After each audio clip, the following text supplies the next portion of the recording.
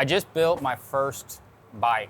I had the brilliant idea, if I ran it home and blew the motor up 3 in the morning, 140 miles an hour, and I hadn't found the end of it yet. You know, everybody has close calls. Everybody has those days where you're like, oh, wow, that's neat. But I just built my first bike. And I built an Evo, little bobber. And it was, at the time, it was just an 80-inch. So I wanted it to go faster. You know, like most true motorcycle guys, they want their bikes faster. So it was every penny I had to build that bike at the time.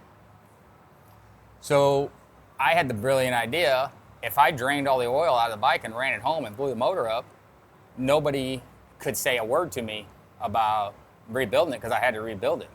So that was what I did. I pulled the drain plug, I ran it about 20 minutes home and locked it up. I still have the pistons. If anybody ever makes it to the shop and it looks at my card holder, it's actually one of the pistons that I exploded. I still keep it as my card holder. So I get this whole thing back together, and it's gnarly big. I'm talking, it's disgusting fast. On a 400-pound bike, a big motor hauling.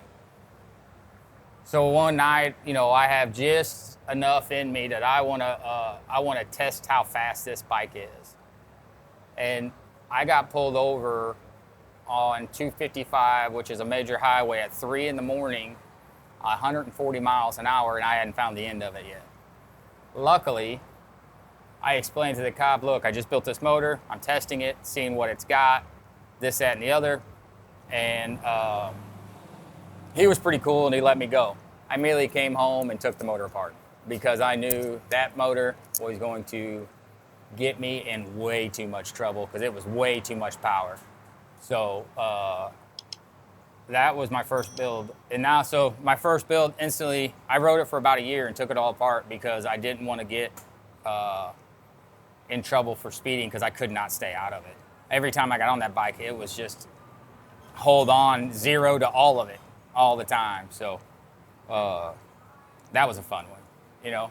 But, you know, looking back now, I probably should have kept it together and just for one of my race bikes. But